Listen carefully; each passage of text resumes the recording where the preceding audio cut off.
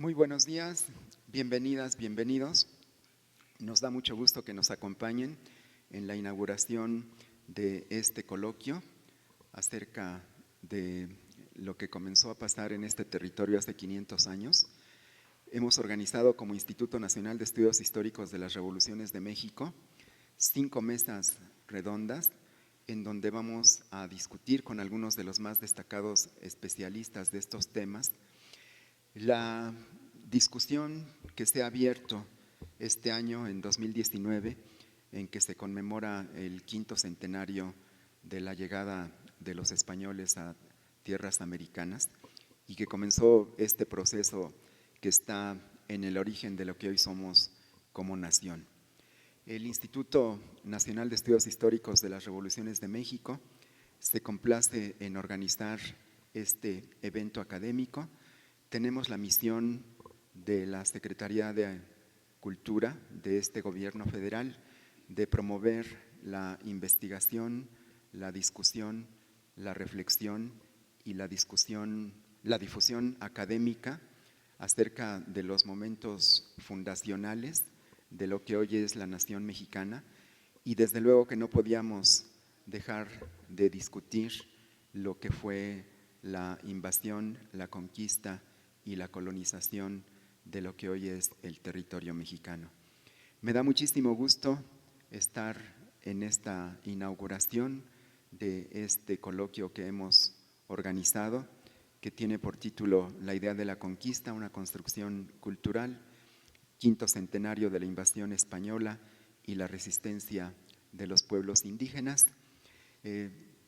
Damos formalmente por inaugurado este coloquio y la primera mesa que van a ustedes a escuchar es España en el siglo XV, consolidación y expansionismo hispano, con la participación de Martín Ríos, del Instituto de Investigaciones Históricas de la UNAM, de Cintia Maciel, que también pertenece a la máxima casa de estudios, y de Marcelo Ramírez Ruiz. Los dejamos en presencia de estos destacados especialistas y les agradecemos nuevamente su asistencia a esta primera mesa. Muchísimas gracias.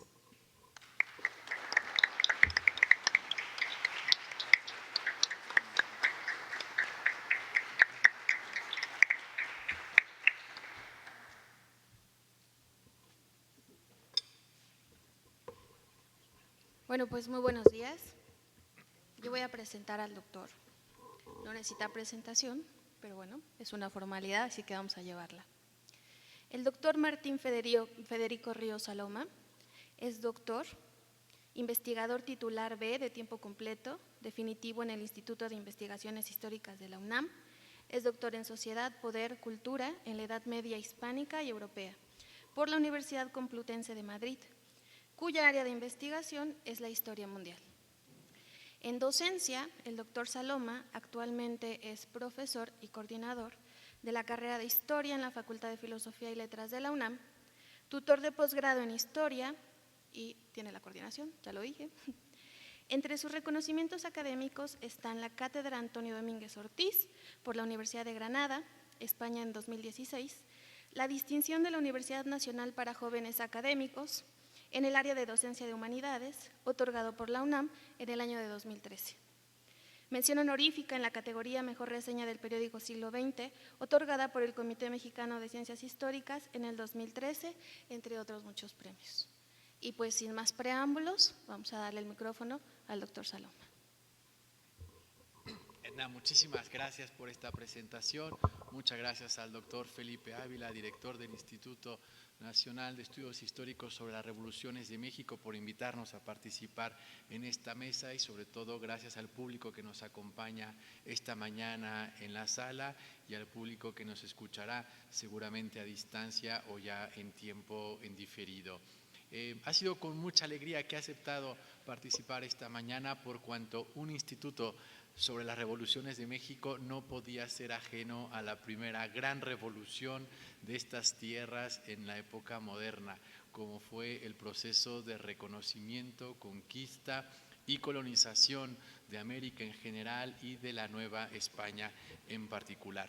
Y yo, que me dedico siempre a los temas de historia medieval peninsular, ya estos primeros años de la conquista para explicarlos en función de sus propios marcos referenciales, pensé que sería útil para inaugurar este ciclo de conferencias y la mesa hablar sobre la guerra que habían iniciado los reyes católicos en 1482 en contra del Emirato de Granada, como ese primer proceso de expansión de la monarquía castellana sobre el territorio, sobre los espacios atlánticos y sobre los espacios insulares. De tal suerte que la invitación es a situarnos en los caballos y en los pies, en las calzas de esas huestes conquistadoras cristianas y ver el proceso desde su propia óptica. ¿Por qué nos interesa la Guerra de Granada para hablar de la conquista de México? Por un dato que a mí me parece muy revelador. Hernán Cortés nació en 1483, cuando la Guerra de Granada llevaba apenas un año de duración. Por lo tanto, su infancia y su juventud temprana se van a desarrollar en el marco de la guerra, pero también en el proceso de afirmación del dominio de los reyes católicos sobre el Emirato nazarí. Y naturalmente la experiencia acumulada por los soldados, por los conquistadores, incluso por la propia corona, será fundamental en ese proceso de expansión que tiene 4 etapas. La primera, la propia conquista del Reino de Granada. La segunda, la conquista de las Islas Canarias en medio del Pacífico, enfrente de África. La tercera, la conquista de las Islas Antillas. Y cuarto, la conquista de la tierra firme. Por lo tanto, cuando Cortés llega a las costas del Golfo Mexicano, hay una experiencia de conquista, expansión, colonización, evangelización que lleva por lo menos medio siglo. Es en ese sentido que me parece que insertar la conquista de la Nueva España en unos procesos mucho más largos le permite tener nuevos sentidos y significados. Quisiera decir, sin embargo, 2 cosas. Sobre la Guerra de Granada y el reinado de los Reyes Católicos hay una serie de tópicos que se han difundido en la historiografía nacionalista española y que han pasado también a la mexicana. Y ha habido un proceso de mitificación del reinado de los Reyes Católicos. En el siglo XVI, para legitimar el proceso de expansión de esa monarquía castellana, en el siglo XIX como elemento de construcción de la unidad nacional y por supuesto en el siglo XX como argumento legitimador del régimen franquista. Y por lo tanto es común la idea según la cual con el matrimonio de los Reyes Católicos tuvo lugar la unificación de España, y eso es completamente falso. Porque si algo sabemos desde la historiografía, desde la historia medieval, es que con los Reyes Católicos no tuvo lugar nunca, como ven allí, la unificación de España. Isabel siempre fue reina y propietaria en el reino de Castilla. Fernando tuvo la calidad de príncipe consorte y cada uno de los reinos que constituían esta doble monarquía mantuvo sus estructuras políticas, económicas, sociales, financieras, ¿no? Prácticamente hasta el siglo XVIII, cuando en 1715 Felipe V promulgó el decreto de nueva planta. Por lo tanto, hablar de España para finales del siglo XV es una incorrección. No lo será ya a partir del siglo XVI, por cuanto esa corona castellana se ha integrado, o ha integrado, mejor dicho, a un conjunto de territorios que conforman la monarquía hispana. Pero España como nación nace el mismo día que nosotros, en 1821, como consecuencia del proceso de disolución de la monarquía hispánica. No obstante, sí que puede encontrarse una serie de elementos que compartieron los reyes católicos y que nos permite hablar de un proyecto de unidad dinástica. Pero unidad dinástica no significa unificación política, ¿vale? Ustedes saben bien que Isabel y Fernando eran primos en segundo grado. La familia Trastámara se establece en Castilla desde los años 1360, redondeando, y en Aragón desde 1415. Por lo tanto, esa familia que gobierna en 2 territorios va buscando una serie de elementos que les permitan poner en práctica un proyecto familiar compartido, ¿no? Por eso podemos hablar de un proyecto común de intereses compartidos. ¿Cuáles son esos intereses? El fortalecimiento de la monarquía, la centralización representada por la fiscalización, la administración de justicia, el sometimiento de la nobleza y, por supuesto, su expansión por los espacios mediterráneo y atlántico. Y en ese proceso de expansión, naturalmente, la Guerra de Granada tuvo un papel fundamental. Entonces, como historiadores, tenemos que preguntarnos por qué es importante la Guerra de Granada para comprender la conquista de América. Y casi que me van a permitir, como solo tengo 20 minutos, iniciar por las conclusiones, ¿no? Para saber por qué es importante y a qué se debe mi presencia esta mañana. La guerra, como decía, se desarrolló entre 1482 y 1492 y por lo tanto va a ser el último eslabón de ese proceso de expansión de las fronteras del reino castellano. Esas fronteras que desde el siglo VIII se han venido agrandando conforme los reinos hispanos cristianos ganaban territorio a los reinos musulmanes, de tal suerte que una vez conquistado el reino de Granada, esas fronteras territoriales llegan a su límite continental y por lo tanto se abren unas nuevas fronteras que serían los espacios atlánticos, solo que en este caso se trata ya de fronteras marítimas. En segundo término, por cuanto la guerra contribuyó al propio fortalecimiento de la monarquía y veremos cómo dejó de ser una guerra de frontera, de señores fronterizos, para convertirse en una guerra de Estado liderada por los propios monarcas, auspiciada, patrocinada, dirigida por la monarquía. En ese proceso de campañas permanentes veremos un desarrollo de la tecnología militar que será fundamental para entender la conquista, porque durante la guerra se ponen en uso las primeras armas de fuego en territorio castellano. Ya se habían utilizado desde el siglo XIV en la Guerra de 100 Años, una batalla muy famosa entre franceses e ingleses, pero será en la Guerra de Granada cuando se utilicen por primera vez los cañones y eso le da el monopolio de las armas de fuego a la monarquía.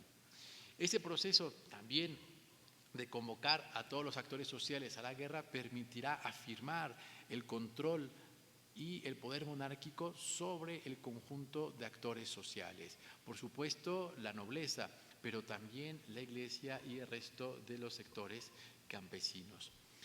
Por otra parte, a través de la guerra, los reyes van a poder materializar toda una serie de nociones que han venido desarrollándose desde el siglo XIV. Como ven ahí, la noción de pacto, de consenso, de mediación, de negociación y de servicio, que van a ser parte fundamental de la cultura política de la Castilla bajo medieval y de la monarquía hispánica a lo largo de los siglos XVI y XVII. El rey tiene la autoridad suficiente, pero sabe que tiene que negociar con esos actores sociales, tiene que negociar, tiene que pactar. En muchos casos utiliza intermediarios y se pide además que todos aquellos actores de la guerra no lo hagan en su propio beneficio, sino que hagan ahora la guerra en nombre y el servicio del rey. Si nosotros leemos las crónicas, las cartas de Hernán Cortés, repite una y otra vez que ese proceso de conquista de las ciudades mesoamericanas lo hace por acrecentar los estados de su majestad y en servicio del rey. Por lo tanto, esa experiencia militar administrativa va a ser el antecedente inmediato a partir del cual los castellanos en América podrán llevar a cabo su proceso de conquista. Pero también, como ustedes bien saben, el reino de Granada era un reino musulmán al que había que convertir al cristianismo como parte de un proyecto político que utilizaba la unidad de la fe como base de la unidad política.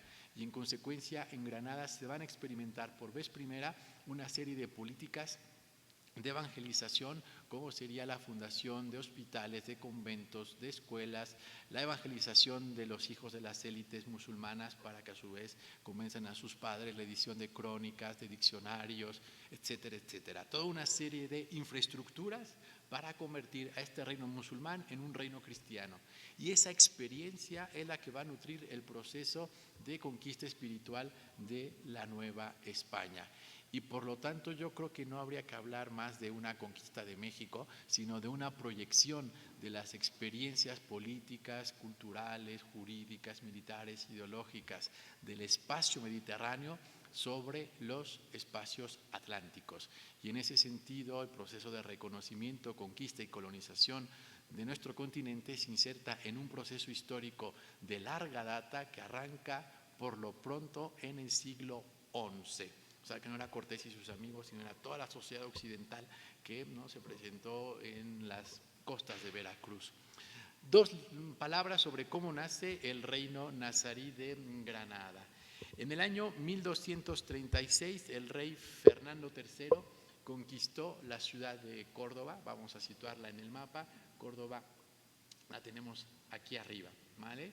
Y en el año 1248 conquistó la ciudad de Sevilla, que como ven aquí, la tenemos sobre el río Guadalquivir. La conquista de las ciudades de Sevilla y Granada, perdón, de Sevilla y de Córdoba van a significar el máximo momento de expansión del reino castellano sobre el antiguo reino, el territorio musulmán.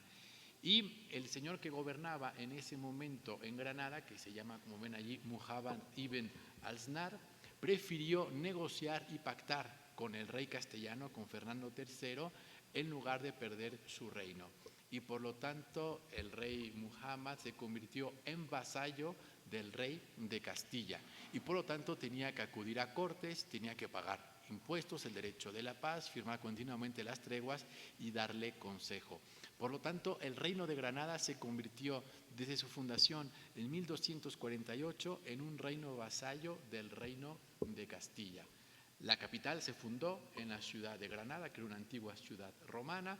Ese rey Muhammad construyó un palacio muy importante que se llamó la Alhambra, la Roja, como sede de la corte emiral, y se nutrió de todas las poblaciones musulmanas, que habían huido de las ciudades de Córdoba y de Sevilla, se fueron a refugiar a Granada. Por lo tanto, era un reino demográficamente muy potente y que por su situación geográfica comerciaba con el norte de África, que comerciaba fundamentalmente oro, esclavos y telas, ¿no?, el lino en particular. Pero como ven, el reino de Granada limitaba con el estrecho de Gibraltar y es una de las puertas de entrada entre el Mediterráneo y el Atlántico. En consecuencia, entre el año 1300 y 1350, distintas potestades como el rey de Castilla, el rey de Granada, el rey de Portugal, los benimerines africanos, las ciudades de Pisa, de Génova, Barcelona, lucharon unos con otros para apoderarse de este territorio. Y como ven, el reino de Granada perdió su desembocadura sobre el estrecho de Gibraltar y los castellanos se apropiaron de él. Por lo tanto, en época de los reyes católicos, el reino de Granada es este que tenemos aquí en verde más oscuro. Y bueno, aquí tienen la ciudad de el Palacio de la Alhambra con el Patio de los Leones, que seguramente han visto en algún video, en alguna imagen. Y el reino de Granada se sitúa pues en la línea natural de expansión de la monarquía castellana. Ya desde el siglo XII, castellanos y aragoneses habían delimitado sus zonas naturales de expansión. ¿Cómo, cuándo y por qué inicia la guerra?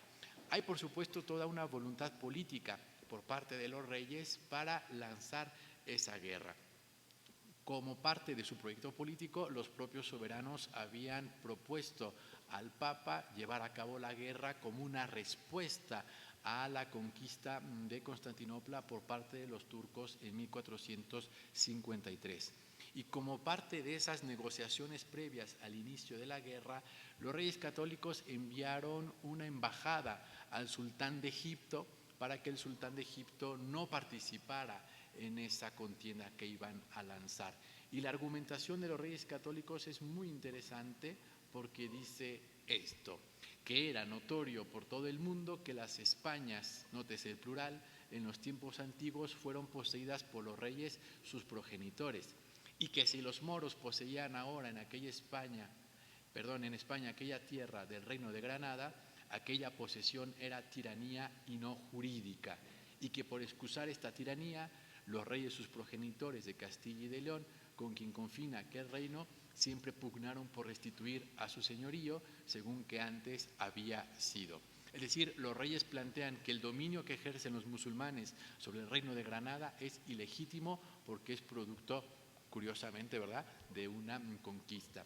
Y la muestra de que los reyes habían planteado ya esa guerra de Granada, incluso antes de 1482, es la decoración, entre otros edificios, en el convento de Santo Tomás, con la rama de la granada, con el fruto de la granada. Aquí lo importante es que la granada está todavía cerrada porque la ciudad no había sido conquistada.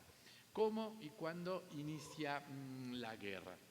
Desde el año 1480 los reyes habían planteado el inicio de la guerra a las Cortes reunidas en Toledo. Las Cortes son la reunión de las distintas ciudades castellanas que tienen que pagar obviamente los impuestos para llevar adelante la guerra. Al año siguiente, en 1481, el emir de Granada, Abul Hasan, que vivía en la capital y que atravesaba también una crisis política muy importante, realizó una excursión a la ciudad de Sáhara, como ven aquí, ¿no?, fuera de la frontera del reino, en territorio castellano, en territorio cristiano. Y con ello el rey rompía las treguas que los reyes católicos le habían ofrecido.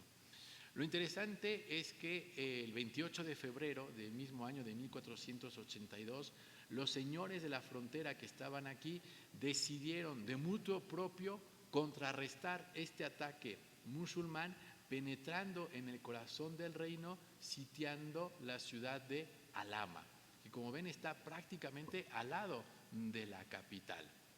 Y este será el detonante, porque claro, los musulmanes fueron los que en realidad rompieron las treguas. Los cristianos simplemente responden, pero se posicionan en esa ciudad de Alhama. Y como ven allí, los que se posicionaban de aquella plaza eran Rodrigo Ponce de León, marqués de Cádiz, junto con estas ciudades, y sumaban 1.500 caballeros y 3.000 peones. ¿Qué ocurre y por qué los reyes se hacen cargo de esa guerra? Fíjense cómo lo retrata Hernando del Pulgar cuando describe cómo los moros tomaron la ciudad de Sáhara. El rey de Granada dice que se llamaba Ali Muley Aben Hassam. Por aviso que hubo que en la villa y castillo de Sáhara no había una buena guarda, vino con gente de moros sobre ella, e fízola una noche escalar. Los moros que entraron en el castillo mataron al alcaide, apoderáronse de la fortaleza, tomaron cautivos todos los que en la villa moraban, robaron los ganados y bienes que hallaron.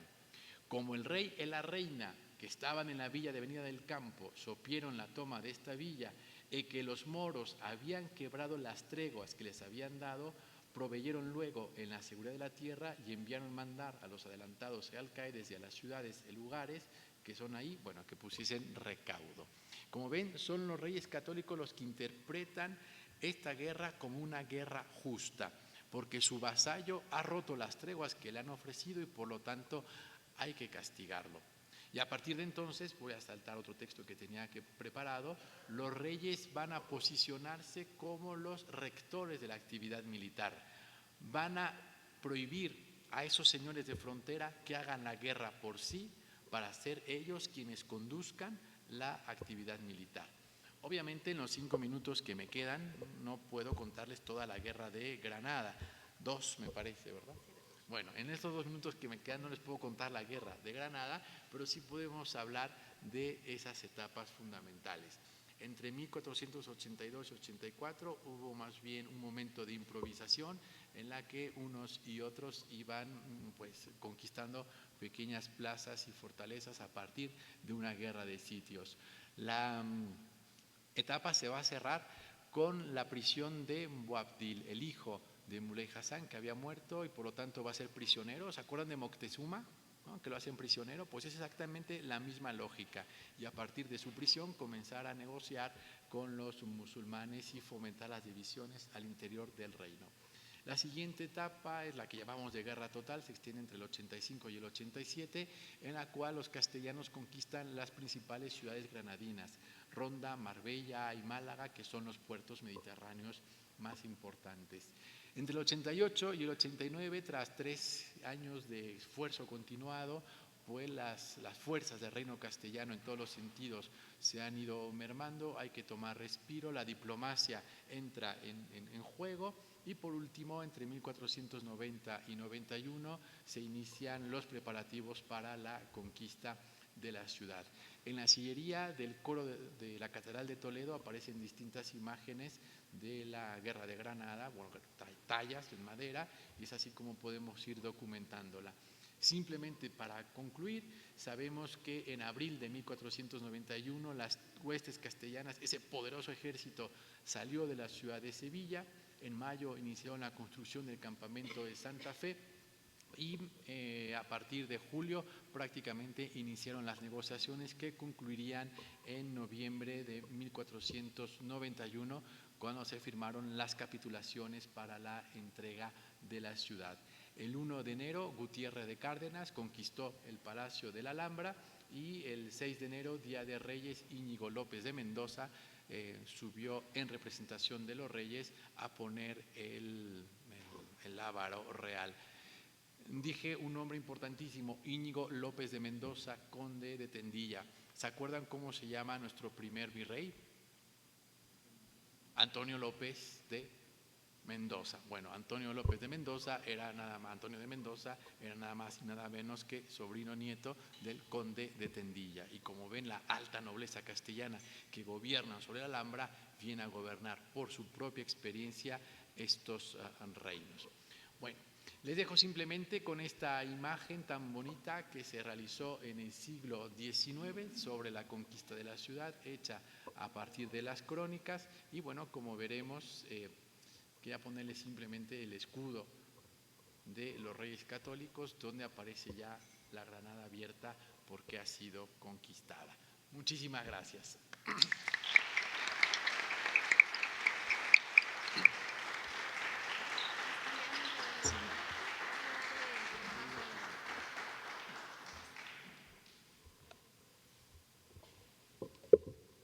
Bueno, vamos a hacer una pequeña maniobra técnica.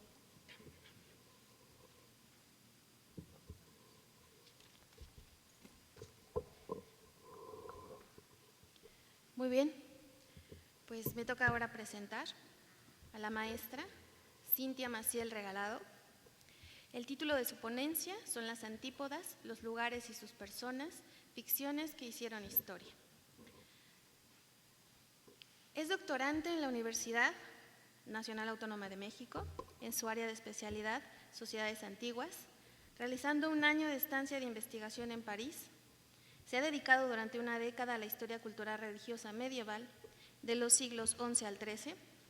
Ha desarrollado sus inquietudes temáticas a través de la participación en proyectos de investigación de la Facultad de Filosofía y Letras, tales como el Interdisciplinario de Estudios Medievales, desde 2008 al 2018, Narrativas teológico-políticas sobre la disidencia en 2019, la interacción religiosa y la construcción de la cristiandad occidental han sido las líneas de trabajo que ha seguido. A partir de binomios como ortodoxia-heterodoxia, identidad-alteridad y el artículo teológico-jurídico que entonces se fincó. Fue distinguida por la Academia Mexicana de la Historia, correspondiente de la de Madrid, con la invitación a participar en una conferencia de su 6º diplomado de la Historia Universal, así como la Facultad de Filosofía y Letras y Antonio Rubial, quien le invitó a dictar una conferencia en el marco de la Cátedra Extraordinaria Las Revoluciones Culturales, coordinada por él. Ha participado en diversos coloquios y congresos internacionales, entre los más recientes, Teólogos de las Religiones del libro del siglo XII, celebrado en Fulda, Alemania, y en el 6º Congreso de Jóvenes Medievalistas, organizado por la Universidad Autónoma de Madrid, en España, ambos en el 2018. También ha sido dictaminadora de novelas para el sello editorial Suma de Letras Antillanas Ediciones y jurado en concursos nacionales de organizaciones por la SEP, y entre otros muchos premios y distinciones. Y vamos a darle el lugar a la maestra. Muchas gracias, Edna. Buenos días. Bueno, yo preparé un texto para acotarme al tiempo y estará cargado de citas textuales de estos autores desde otra perspectiva de las motivaciones para salir del territorio continental europeo. Bien, las antípodas, los lugares y las personas, ficciones que hicieron historia. Más allá de Mauritania, hacia el sur, al otro lado del mar Océano, hay un gran territorio y un gran país, pero nadie puede vivir allí a causa de los ardores del sol. El calor que allí hace es extremado. Así es como el ficticio autor Sir John of Mandeville, cuya verdadera identidad aún permanece en la penumbra, en Los viajes o El libro de las maravillas, dio continuidad en el siglo XIV e incluso amplió su eco a una larguísima tradición ficcional que bien podemos rastrear hasta mediados del siglo V a.C., junto al célebre creador de las historias, Heródoto de Halicarnaso. Cronotopos siempre más al este, siempre unas jornadas más adelante, al que jamás se terminaba de llegar, donde la topografía y la naturaleza rompían con los moldes de su propia ley, como invirtiendo las condiciones de su existencia misma. Recreemos una línea de continuidad del saber, arrancando con el antedicho padre de la historia. Sigamos con el espléndido geógrafo Eratóstenes de Cirene, quien junto a Polibio se interesó por determinar las condiciones orográficas, hidrográficas, astronómicas de los lugares que habitaban ellos, los griegos, y los demás espacios con los que entraban en contacto, los otros. Se observa una larga línea de sabios e historiadores interesados en cuestiones etnográficas, antropológicas, sociológicas, buscando crear sentido a la disposición de las masas terrestres separadas por cuerpos acuáticos y los seres que suponían ahí habitaban. En el siglo I, Plinio el Viejo, de forma muy poética, lo describe así: debe creerse que la naturaleza ha sido el artífice que lo ha configurado de este modo. Como la tierra árida y seca no puede tener cohesión por sí misma sin agua, ni tampoco el agua puede detenerse si no es con el sostén de la tierra. Ambas se unan en un recíproco abrazo, esta ofreciendo su seno, aquella surcándola enteramente por dentro y por fuera, por encima y por debajo, discurriendo sus venas como ataduras, incluso brotando en sus cimas más elevadas, donde surge como un sifón al ser empujada por el bajo de la tierra y comprimida por su peso. Así pues, la tierra en la totalidad de su globo está ceñida por el mar que la rodea en su espacio central, sin que esta cuestión deba tratarse con teorías, sino que ya es conocida por los hechos. Ahora bien, Plinio también se interroga cuánto de esta tierra es habitable y dónde, y la respuesta que da es como sigue: parece que su extensión, la habitable, puede calcularse en torno a la mitad. Súmese a ello que el clima quita a la tierra la mayor parte del resto, pues teniendo en cuenta que en la tierra hay 5 partes que se llaman zonas, todo lo que está situado entre los dos extremos, en los dos extremos en torno a los dos polos, este que se llama el de los 7 triones, el otro que es opuesto y se denomina austral, está cubierto por un hielo eterno y un frío terrible. En ambos lados hay tinieblas perpetuas y una luz débil, solo blanquecina por la escarcha, porque los astros benignos desvían su mirada de allí.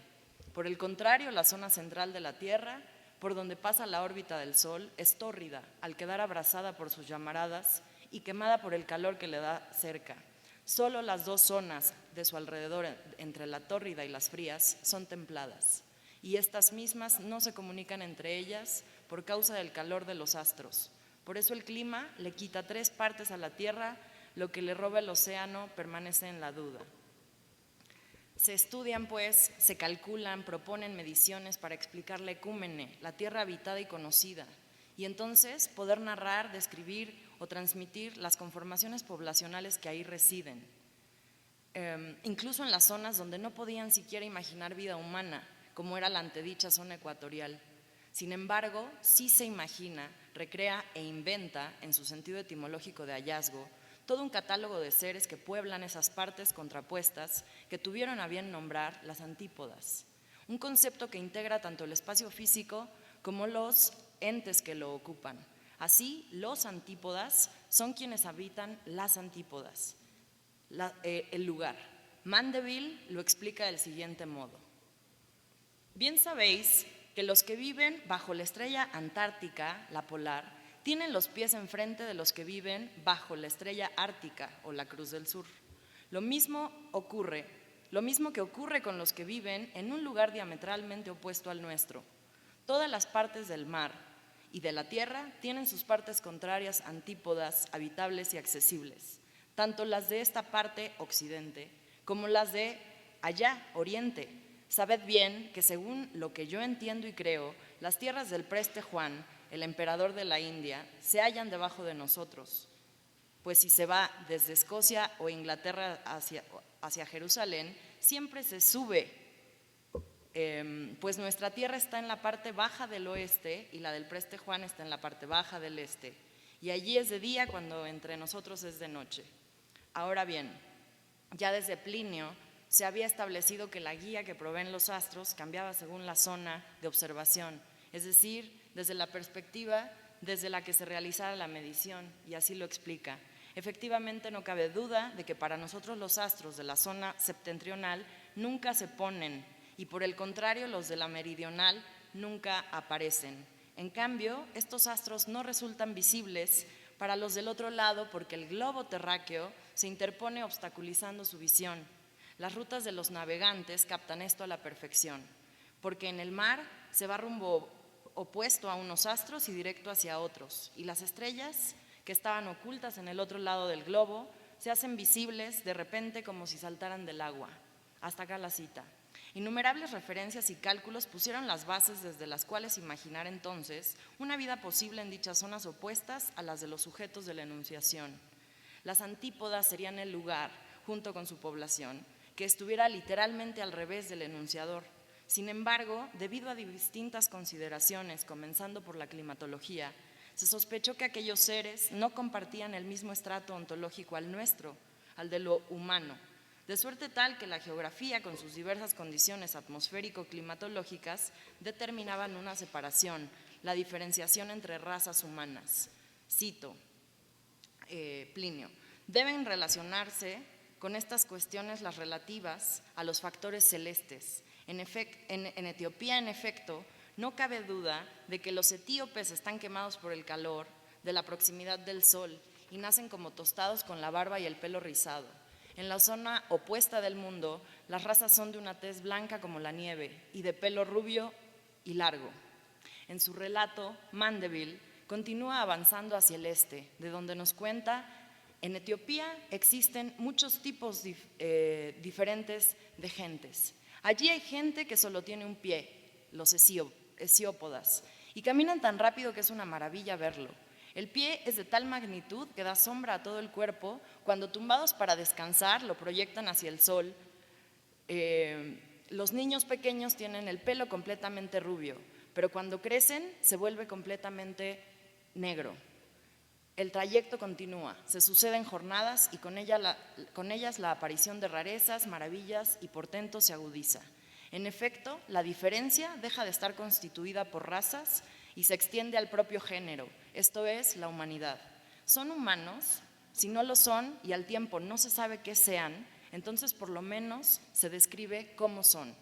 Cito, en todas estas islas existen gentes de muy diversas condiciones. En una hay gentes de enorme estatura como gigantes, que son horrorosas a la vista, tienen un ojo en medio de la frente y no comen más que carne y pescado crudos. En otra, hacia el sur, de fea hechura y mala condición. No tienen cabeza y tienen los ojos en los hombros. La boca es curvada como la herradura de un caballo y está situada en medio del pecho. En otra, que no tienen cabeza y tienen los ojos y la boca detrás de los hombros. En otra hay gentes de horrorosa hechura que tienen un labio superior tan enorme que cuando se quedan dormidas al sol se cubren toda la cara con ese labio. Otras de estatura tan pequeña como la de los enanos. Gente de cara completamente plana, sin nariz ni boca, pero tiene dos pequeños agujeros redondos en lugar de ojos y la boca completamente plana sin labios. En otra, con grandes y largas orejas que le llegan a las rodillas, con pies de caballo, gente que camina a cuatro patas, que tiene la piel cubierta de plumas y saltan a los árboles, gente que camina, hay gentes que son hombre y mujer a la vez, con órganos de cada sexo. Hay otras que asombrosamente caminan siempre de rodillas y tienen en cada pie 8 dedos. Otras muchas clases de gentes existen en otras islas de los alrededores, de las que llevaría mucho tiempo hablar, aunque lo hiciese brevemente.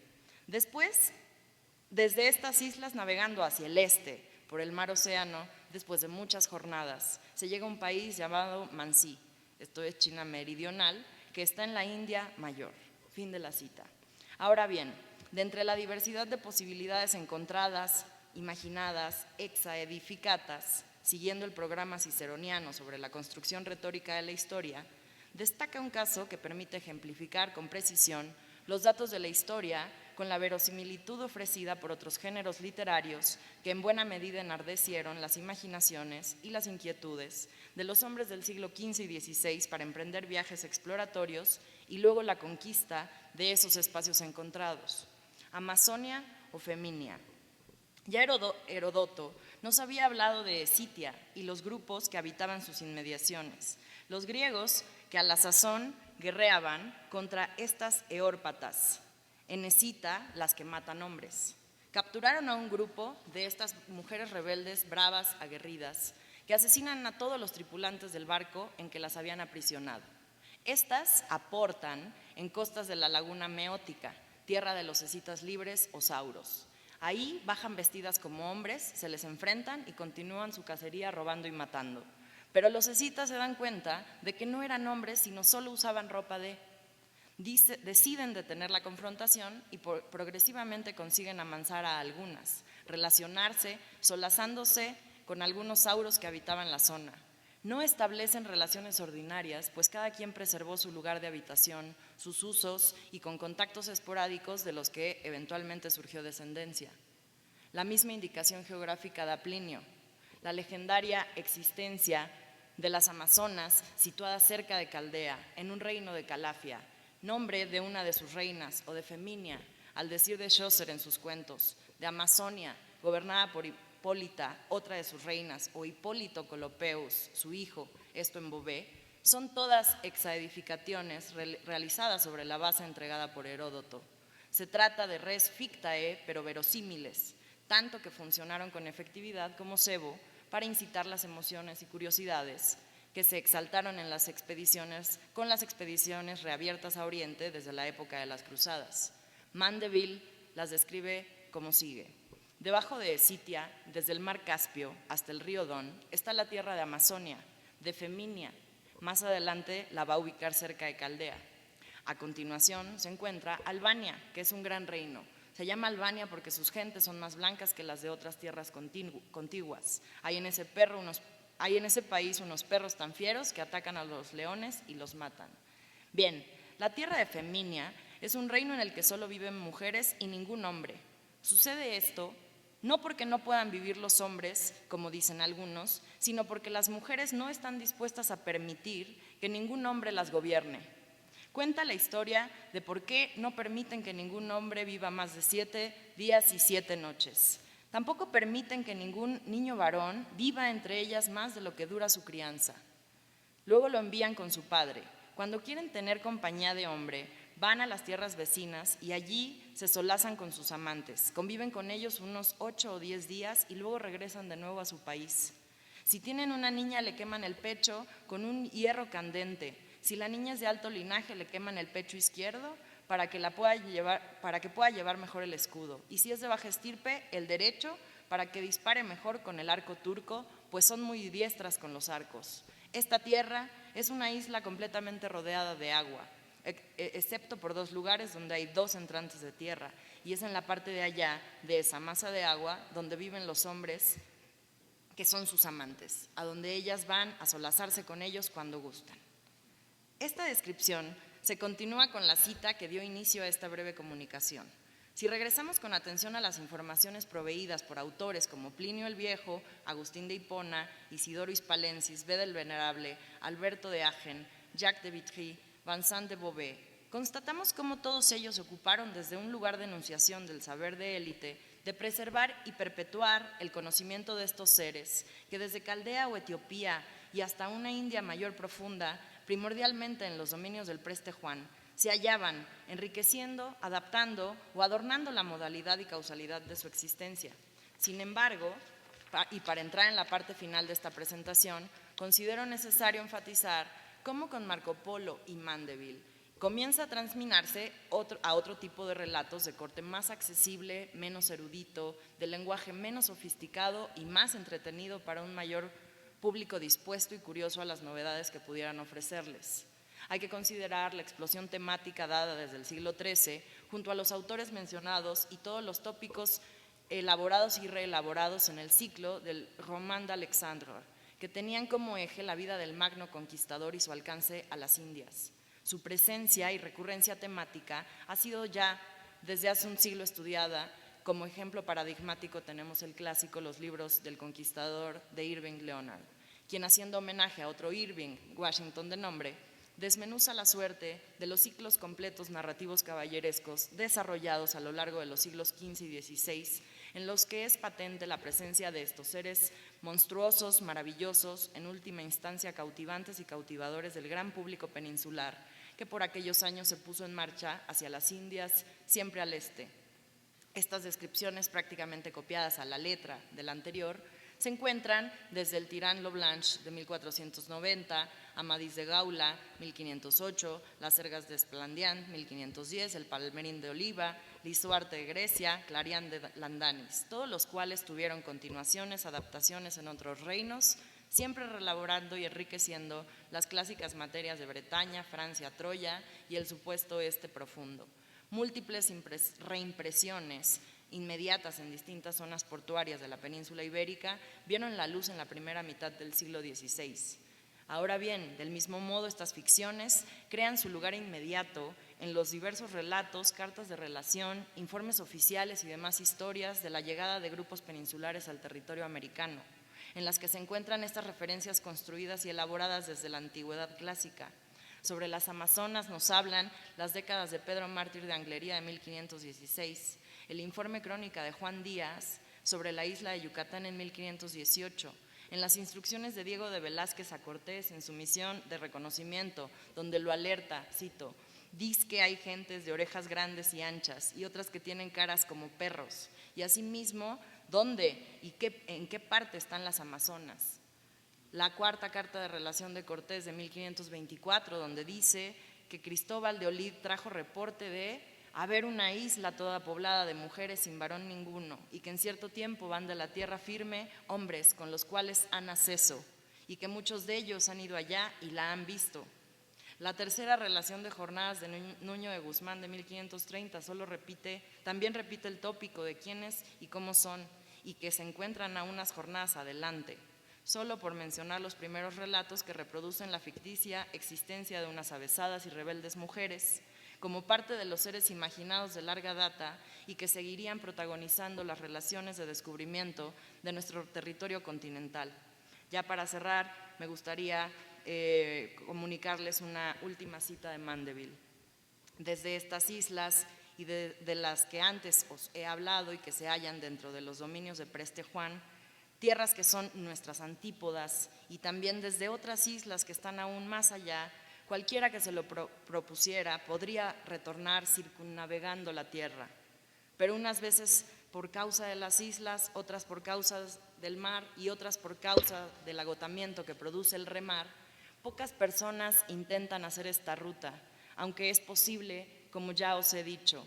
En ultramar hay otros muchos países y otras muchas maravillas que no he visto, por lo que no puedo hablaros con conocimiento de causa de sus peculiaridades. Incluso en los que he visitado hay otras muchas cosas maravillosas además de las que he contado.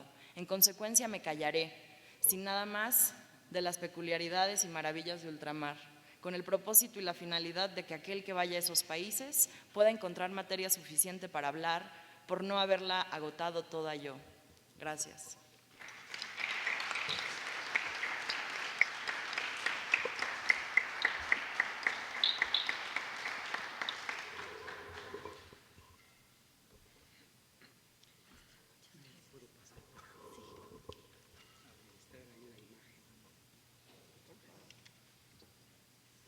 Bueno, pues vamos a darle las gracias a la maestra Cintia por tan bonita ponencia. Fueron una secuencia de imágenes que yo imagino todos disfrutamos mucho. Ahora le vamos a dar la bienvenida al doctor Marcelo.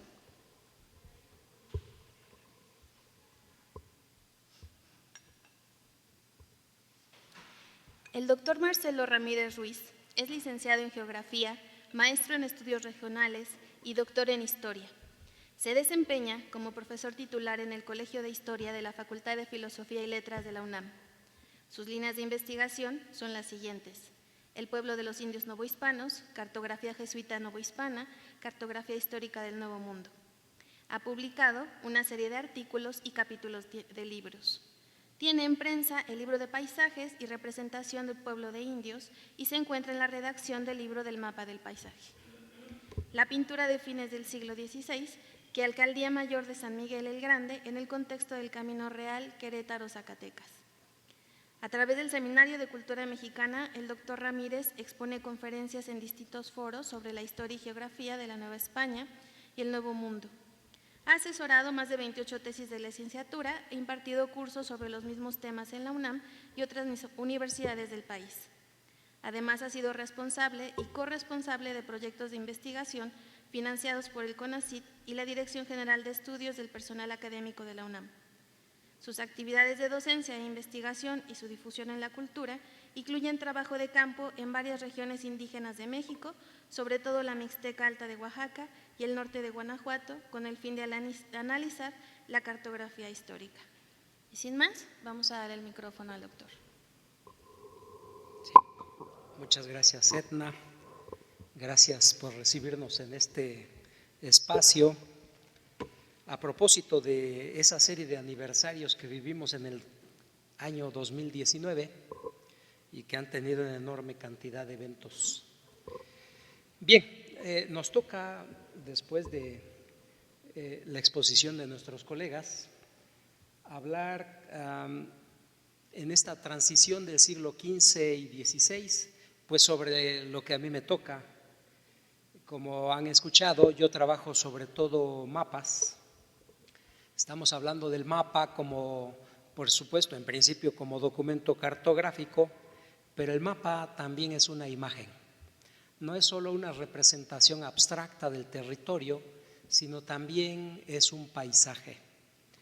De hecho, vivimos de esa palabra que emerge de este contexto de la Edad Media, de la transición al siglo XV, al XVI. Solemos todavía decir mapa mundi, un sinónimo de otras expresiones como imago mundi y pictura mundi. Nos hallamos ante el mapa como un artefacto visual, el mapa como un discurso visual. El mapa es también un documento estético, es un documento histórico y en diferentes contextos, en diferentes circunstancias, nos aproxima a lo que podríamos llamar la historia de nuestra imagen del mundo. Si por una parte José Gauss hablaba de la historia de nuestra idea del mundo, Gauss, que no era cartógrafo, sin embargo, le faltó la parte imaginaria, lo que podemos llamar así, aprovechando el título de su libro, una historia de nuestra imagen del mundo, en donde el mapa es el documento privilegiado. Entonces, pues le he titulado esta breve exposición España y la imagen del mundo a fines del siglo XV. Creo que debía haberle puesto Iberia y la imagen del mundo a fines del siglo XV, porque España es un concepto más tardío. Bien, les voy a mostrar entonces una pequeña selección que no salió tan pequeña al final, veremos lo que nos alcanza en el tiempo. Una selección de una serie de mapas históricos, algunos muy conocidos, otros no, que podemos resumir en tres aspectos.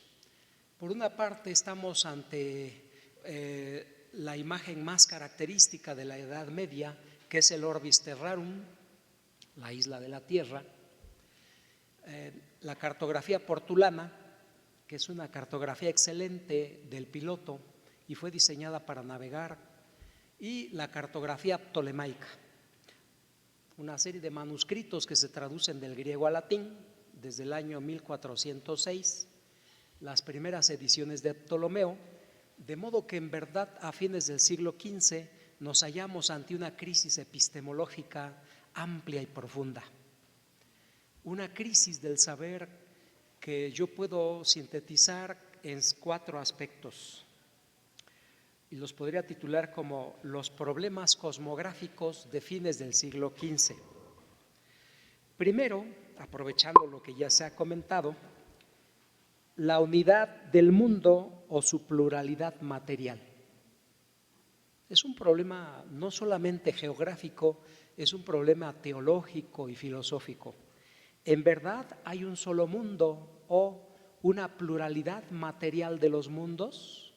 Aprovechando la expresión de Tomás de Aquino. Una historia muy larga que se remite a siglos y siglos hasta llegar a Demócrito, hasta llegar a los atomistas que postularon la idea de que había no uno, sino muchos mundos. Este problema nos traslada de lleno a nuestro concepto e imagen del mundo. En verdad que no hubo solo una interpretación aristotélica tolemaica que postulara siempre la unidad del mundo, porque entonces, ¿dónde entra o cómo cabe la diversidad? La pluralidad material de los mundos va asociada también a otro problema. ¿Es el mundo finito o infinito? Que quede más planteado como un problema que como algo concluyente. Número 2, la existencia o inexistencia de las antípodas. Aprovecho que ya hay una muy buena introducción al problema. Antípodum. Nos hallamos ante uno de los problemas más fascinantes que se pueden rastrear a lo largo de la historia. Además del orbis noster, hemisferium nostrum, había un orbis alter, hemisferium oppositum. La idea de una quars pars, podemos decir incluso que el viaje a las antípodas es esa larga historia de Occidente que podemos remitir al siglo III, IV antes de nuestra era. Algo que le ha permitido a José Gauss a sugerir una de las hipótesis, creo, más interesantes, el presagio de América, que si Europa halló lo que en 1500 se llamó América, es porque había habido un presagio. No es solo el descubrimiento, la invención o el encuentro. El presagio se sugiere como una de las tesis más interesantes para pensar cómo en ese trasfondo cultural finalmente surge la palabra Américe, tierra de Américo o América, para que su nombre sea femenino, como femeninos son los nombres de África, Asia y Europa. Bien, la existencia o inexistencia de las antípodas. Y además, si existe esa cuarta parte del mundo, ¿estará habitada? Y si está habitada, ¿sus habitantes son hombres? Un problema profundo cuyas repercusiones trascienden incluso de alguna manera a nuestros días. Número 3, la habitabilidad o inhabitabilidad de los trópicos. ¿Es que acaso en verdad son habitables las regiones que se encuentran entre el trópico de Cáncer, 24 grados de latitud norte, y el trópico de Capricornio, 24 grados de latitud sur? Hallar nieve a la altura del Ecuador es una de las cosas que más rompen el horizonte cultural de Europa. Hallar cumbres montañosas todo el año nevadas y que no caiga la hoja de los árboles incluso, y que haya frutos y flores incluso en invierno. La habitabilidad de los trópicos es otro de los temas profundos y amplios. Y número 4, el tamaño y la forma del globo terráqueo. Siempre ha habido esa contradicción que la Edad Media logró resolver de una forma maravillosa. La contradicción entre la imagen griega de una tierra esférica y la imagen bíblica de una tierra plana. Son contradicciones que no tienen una solución sino varias y que se van reeditando a lo largo de la historia. Por supuesto que siempre se creyó que la Tierra era esférica y que era concéntrica, porque había además de la esfera de tierra y agua una serie de esferas concéntricas que eran de aire y de fuego. Y más allá de la región infralunar, otra serie de círculos concéntricos o de esferas que eran la Luna, Mercurio, Venus, Sol, Marte, Júpiter y Saturno. Y más allá del zodiaco y la novena esfera y una décima esfera que es el primer móvil. Pero en esta historia tan larga, a mí me interesa esta contradicción entre el cálculo de Eratóstenes, que otorgó 700 estadios a un grado de circunferencia ecuatorial, y Ptolomeo, 500 estadios. Mientras Eratóstenes hizo un cálculo casi idéntico, casi preciso, Ptolomeo se equivocó, por lo menos en un 30%. Y a Colón, como le convenía, tomó el cálculo de Ptolomeo. Habría otra serie de aspectos, pero me parece que en esto se sintetiza esa crisis epistemológica, esa ruptura, esa serie de cruces en donde el navegante es la pieza clave. La figura que lee un libro o ve un mapa, la figura que ve un mapa como viaja por el mundo, o viaja por el mundo como ve un mapa. Texto y contexto se imbrican y los mapas eran, como se decía también entonces, espejos del mundo, teatros universales en los cuales se expresa el drama de la historia.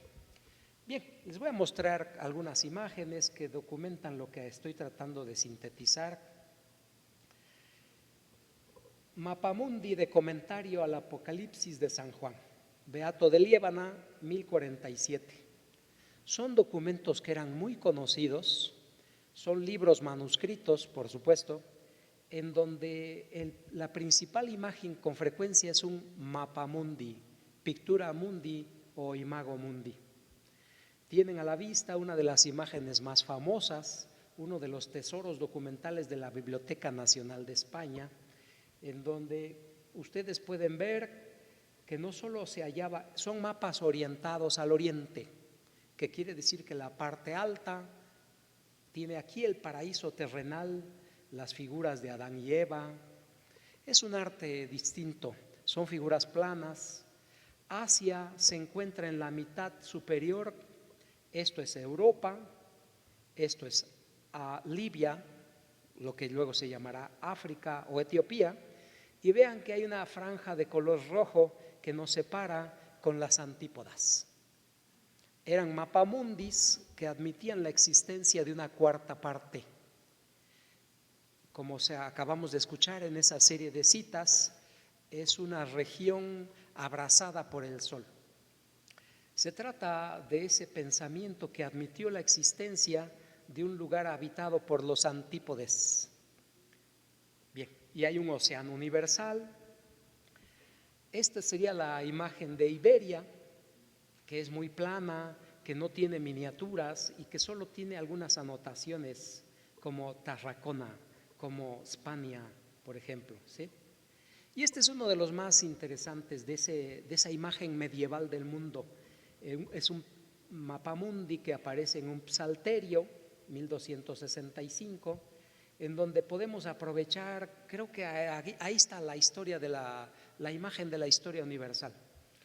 Un Cristo que tiene en la mano izquierda un orbis terrarum y la imagen de un orbe y una multitud de orbes que lo rodean, que son otras tantas islas que fueron llamados nuevos mundos. La expresión nuevo mundo es muy medieval y se decía en minúsculas y en plural. Alvise Cadamosto, cuando va circunnavegando el África ecuatorial, dice que va hallando nuevos mundos, porque mundo era un orbe, pero no solo este enorme orbe, no solo el orbis terrarum, sino también eran orbes o mundos la multitud de islas que los rodeaban.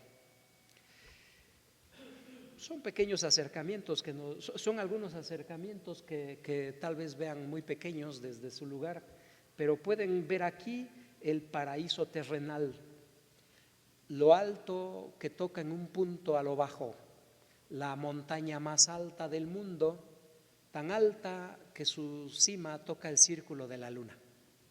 Son puntos de ruptura, son axis mundi que conectan cielo, tierra e inframundo, simbolizados por el origen, los 4 ríos bíblicos, Jerusalén, o más bien el Santo Sepulcro, como lugar del origen, como centro del orbe, pero también del mundo en su conjunto. Y ahí está Hispania, son los rostros de los vientos, y muy al sur lo que acabamos de escuchar, la figura deforme es el bestiario medieval y el bestiario medieval y el Homo silvestris acompañan al viajero, viajan con él y lo acompañan incluso a los Finisterre. Son el antecedente de un larguísimo debate, la Carta Pisana, que es muy famosa porque es el más antiguo de los manuscritos portulanos. La cartografía portulana atraviesa los siglos y es el mejor instrumento de navegación. No es la primera, sino la más antigua que se conserva, 1273, se llama Pisana porque se halló en Pisa, aunque más probablemente se elaboró en Génova. Es una cartografía excelente para navegar, incluso en nuestros días se podría navegar. Está orientada al norte, aunque la expresión sea contradictoria. El norte ocupa la parte superior y esto es la península ibérica.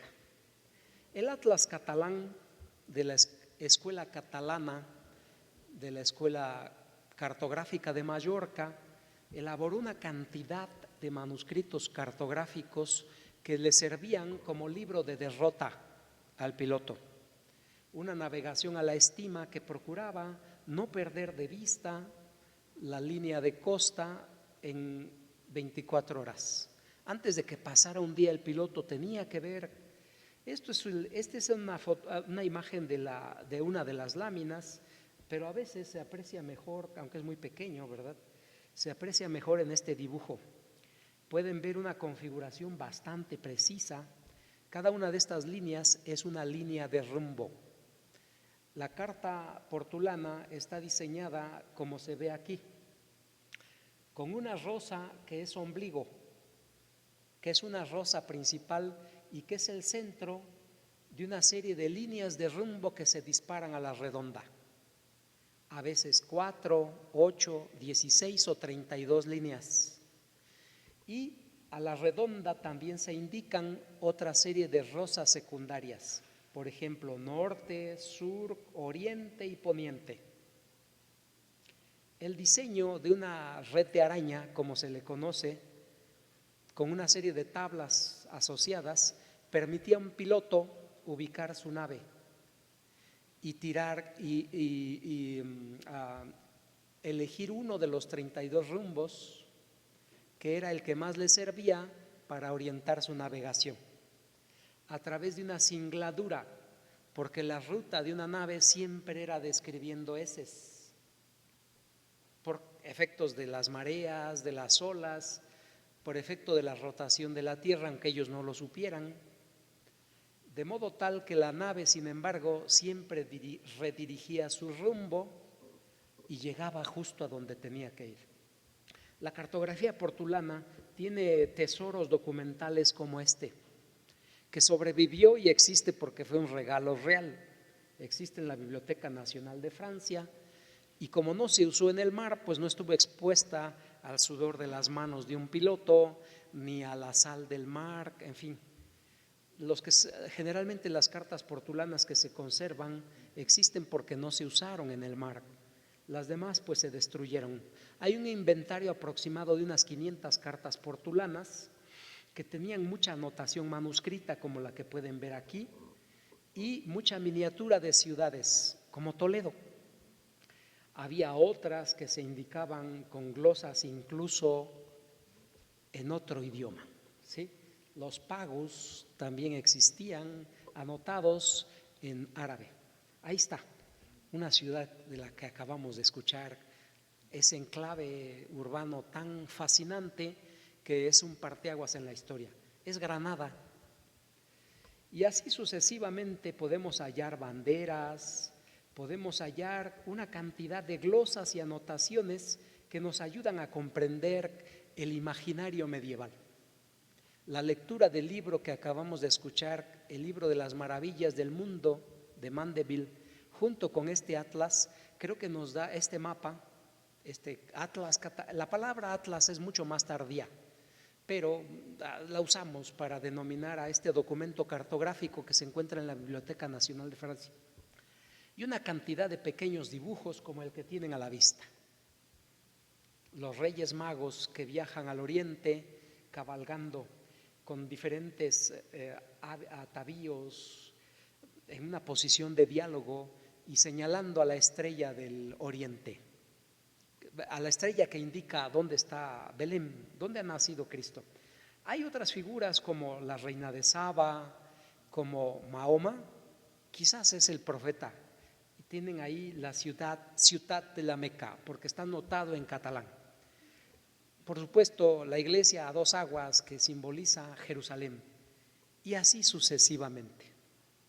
Una narrativa donde todavía no existe el concepto de paisaje, pero que nos aproxima de manera imaginaria, de una manera vívida.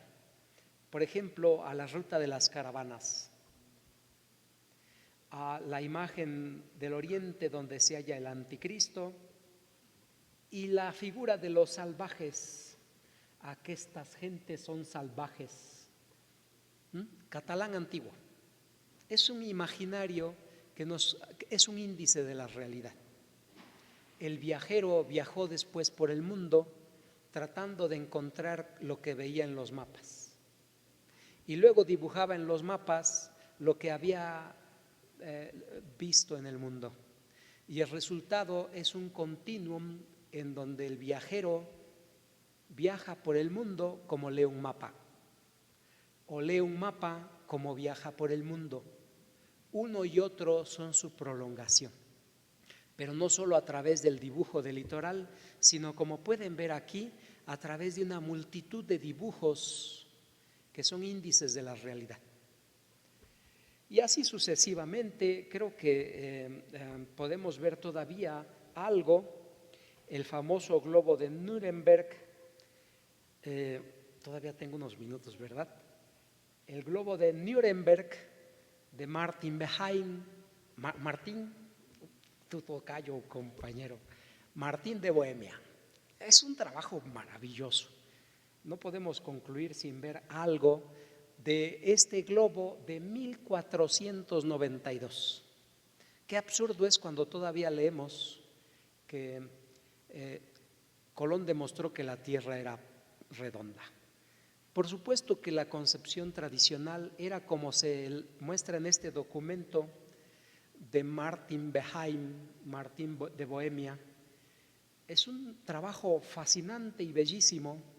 Podemos ver aquí una reprografía de 1915. Este es el espacio que existe entre los litorales de las costas ibéricas y portuguesas y África. Y aquí Asia y la famosa cola del dragón. Y entre ambas, ¿qué vamos a hallar? Pues por supuesto Zipango, la isla más grande, pero además una multitud de islas, como dicen nuestros autores, que configuran el presagio del Nuevo Mundo. La Quars Pars, la cuarta parte, América, surgió de esta visión de las antípodas, donde podemos encontrar, no pasa la imagen, pero bueno, podemos hallar una multitud de pequeñas islas como las de Cabo Verde, Canarias,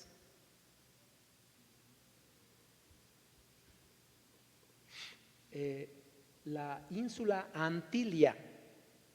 Antillas, configura el presagio del Nuevo Mundo, los antecedentes de un mundo insular, una serie de archipiélagos que anteceden a América 1507. Aquí está, si tienen ustedes buena vista, dice aquí Ínsula Antilia, antiisla, Antillas. Todavía decimos que alguien va a las Antillas, va a Cuba, que es la Antilla Mayor.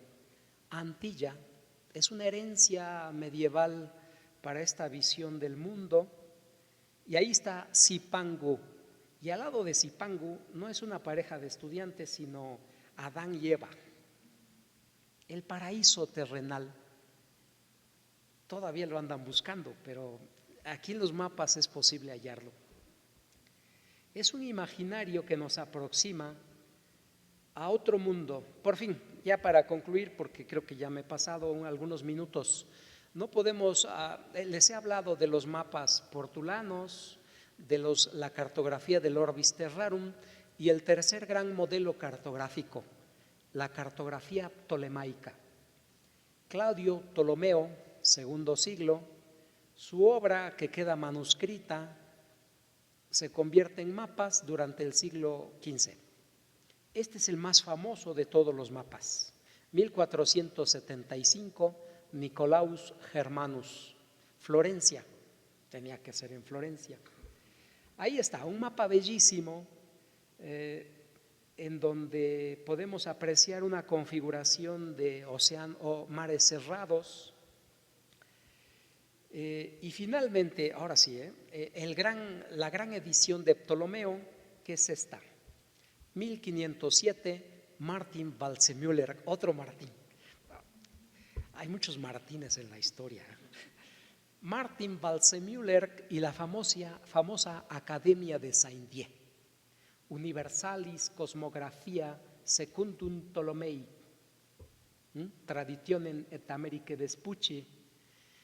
Estamos ante el más importante de los mapas porque vincula a Ptolomeo, siglo II después de Cristo, con Américo Vespucio y nos muestra el mapa que es tesoro de la humanidad. Este es un mapa bellísimo que ya no puedo explicar, solo les puedo mostrar que las antípodas existen y se llaman América, tierra de Américo, o mejor, América.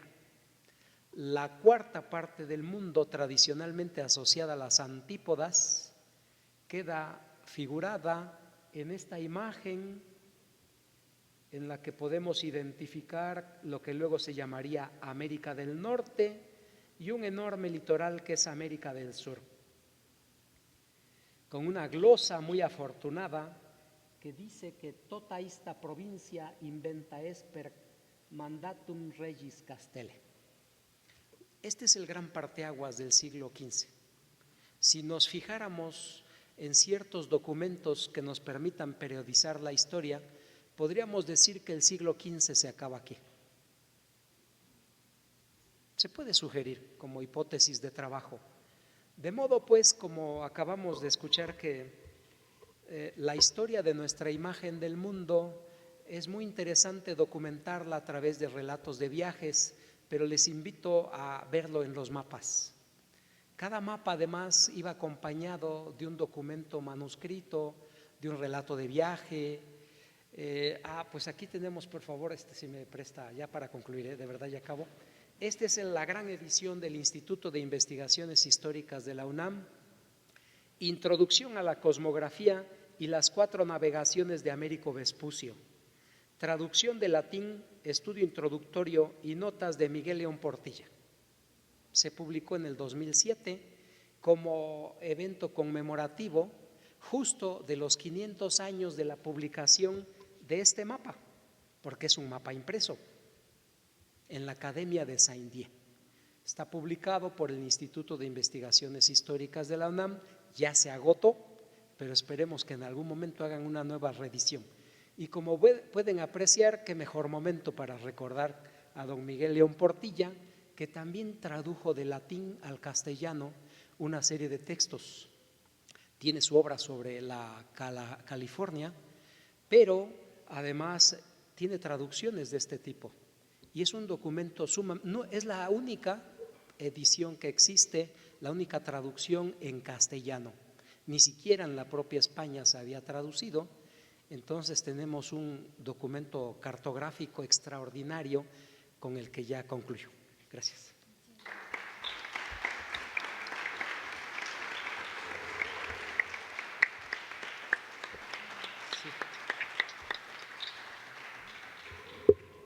Bueno, pues para seguir con nuestra dinámica de la mesa, vamos a darle el micrófono a la maestra, porque tiene algunas preguntitas que contestarnos.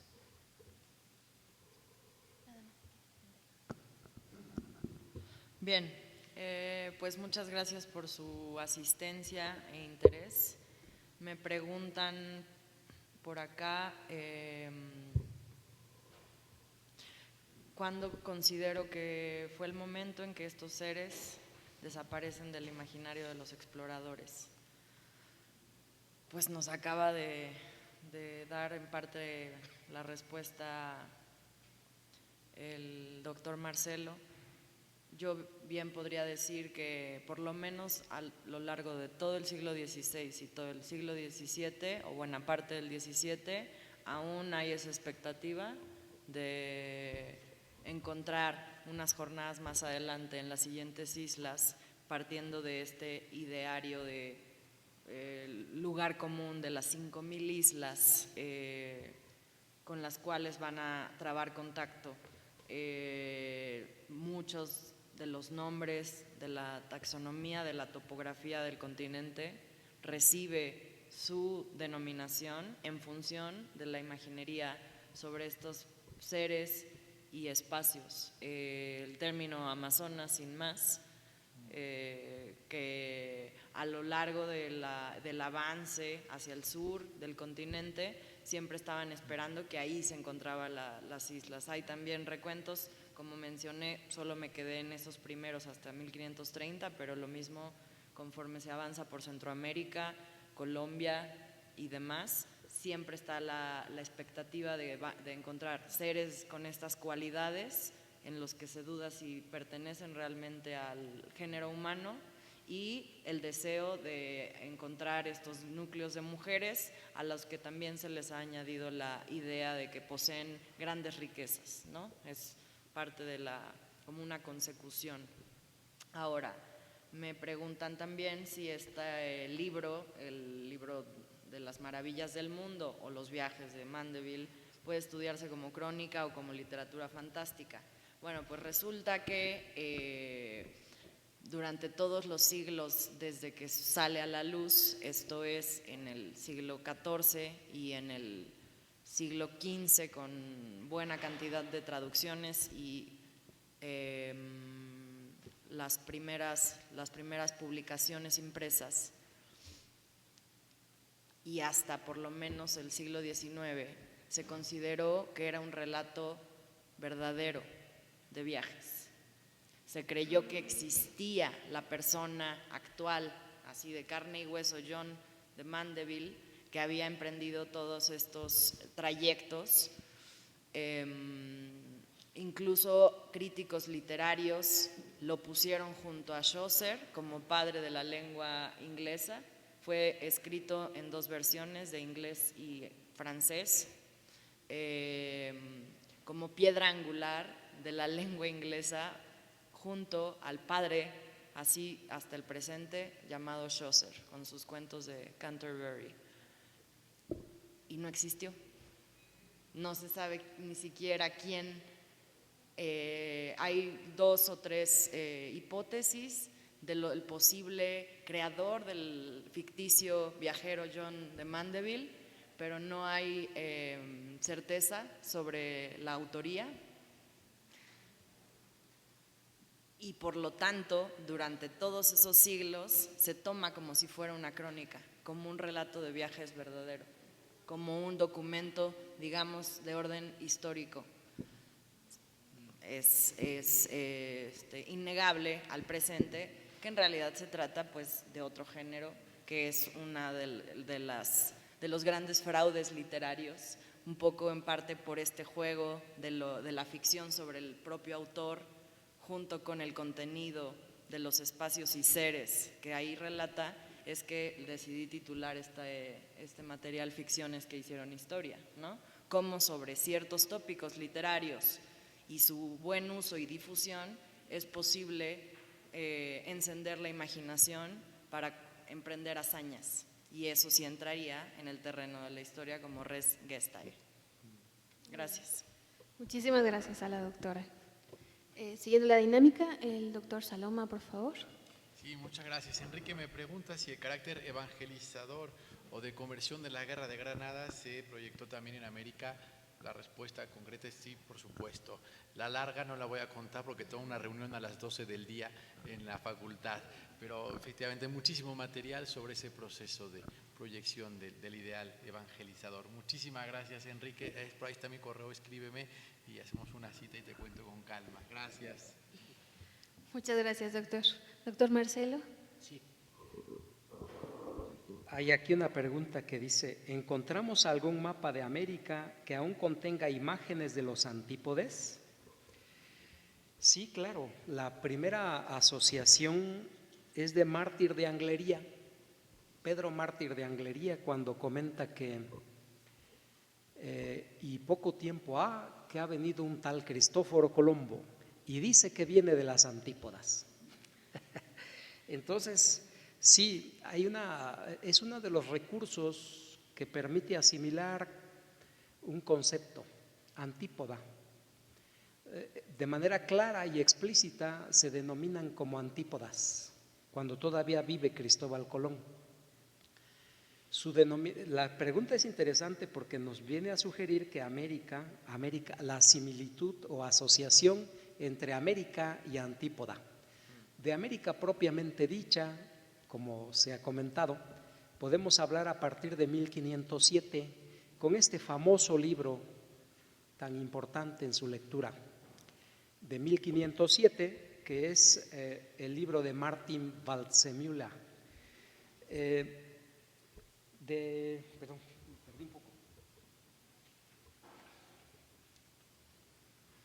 Sí, las antípodas no desaparecen del imaginario del siglo XVI.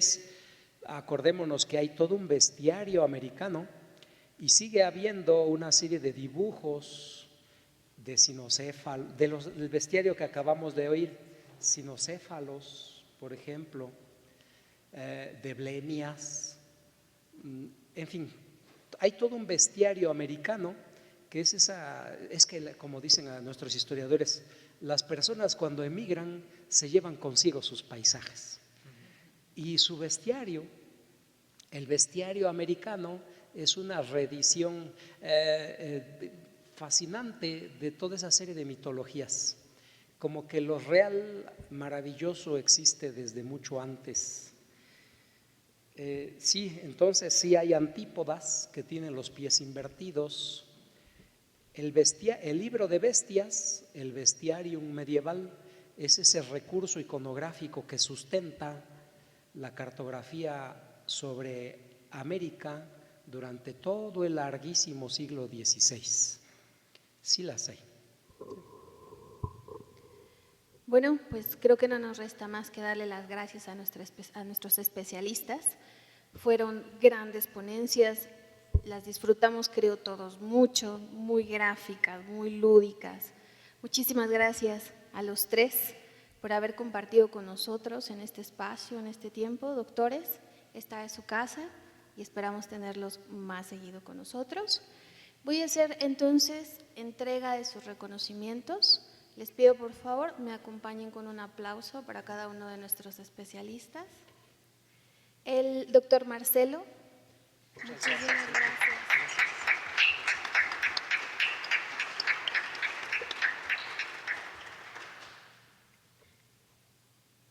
Para el doctor Ríos Saloma, muchísimas gracias, doctor. Sabemos que la facultad te tiene muy ocupado, entonces pues dobles gracias.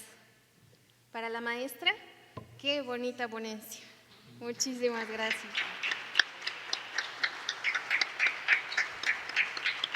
Y bueno, pues para ustedes, nuestro amable público, Muchísimas gracias por haber venido.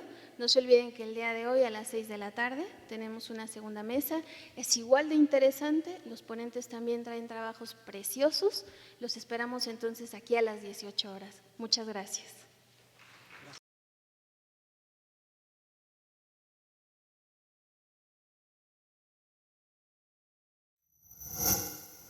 Gobierno de México.